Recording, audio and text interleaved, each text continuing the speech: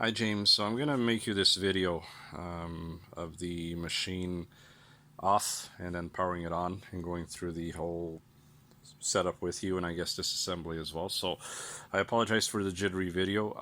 To turn it on, you basically come over to this side and I'm gonna try to hopefully angle the phone. The problem is this is dark, so it's going to be difficult for you to see, but right where the power bar goes, you'll see there's basically a white line coming out of it. That's where the power switch is. If you kind of tuck your hand underneath this little box where my hand is, you'll feel the switch for the power bar over on the right hand side. Just turn it on, and that's going to activate basically the controls in the monitors, if you will. You can see here the Dell monitor is turning on, and here's the controls. Underneath the machine, again, it's hard to tell because it's fairly dark, but if you put your hand right underneath the base of the cabinet and you feel around, there's a red push button. You push it in, and that's going to turn on your computer. So once you do that, you just hit it once, and here I am, the reflection on the screen. Hi, how are you? Once you turn that on, the computer is going to turn on. You can see there the motherboard BIOS screen. And once that's done, it's going to go through the whole Hyperspin setup and it's going to start the unit. So we'll just wait until it loads up. And I kind of take you around. And you were asking me if there's any sort of broken components or anything on the machine. There's nothing. This was actually put together by a friend of mine. This was actually my machine at one point. I sold it to him and traded for another arcade cabinet, and then he took it all apart, put the main PC on it, and set it all up nicely, and he spent hundreds and hundreds of hours on this. So here's the startup. He put basically a nice little intro to to Hyperspin, if you will. And so you can skip this anytime you want.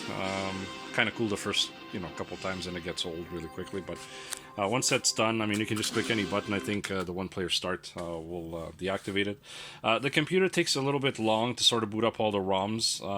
It is kind of an older unit, I guess, so you kind of have to wait till the RAM kicks in and all, whatnot. Once it's done, you can tell, like, when it's a little bit jittery, it's still trying to load the ROMs. Once it does this, it moves rather quickly, and you can see here it's already starting to pick up some space, or some speed, I should say. There's hundreds and hundreds of games here. I'm not going to go through this whole thing with you, but just to give you an idea, if you want to start a game, I don't know, you want to play Double Dragon, for example. Here's Double Dragon 2. Double Dragon 1's here somewhere. There we go. So here's Double Dragon 1.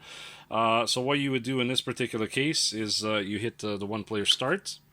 Actually, no, my mistake. It's not one-player start. It's this red button right here. And that's going to basically load the ROM. You can see it's been a while since I played this.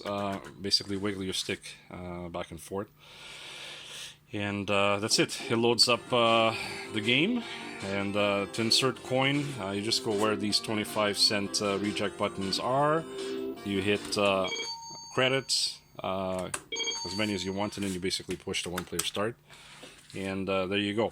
If you're playing a two-player game, the second player would kind of obviously play on this side of the screen. You can see it's also mirrored. And again, you put in a credit over here on this side. There you go. You hit the start button, and there's the two-player.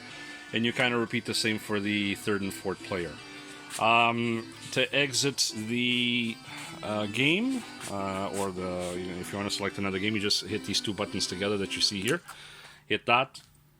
And basically that takes you to back to the main menu, and then from here off you go. So I've got actually a little portable keyboard hooked up to it, so I can get out of this main screen by just hitting the escape on the keyboard, and then from there it asks you if you want to power down the PC and all that good stuff. You don't have to have it. You can shut down the PC by hitting the power button at the bottom of the cabinet, and everything will be good to go.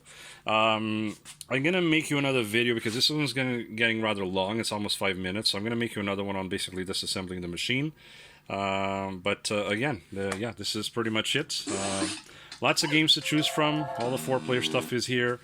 I'm sad to see it go, but I don't play it. and you know, maybe time to let someone else enjoy it. I hope you enjoy the video, and I hope you enjoy the machine as well.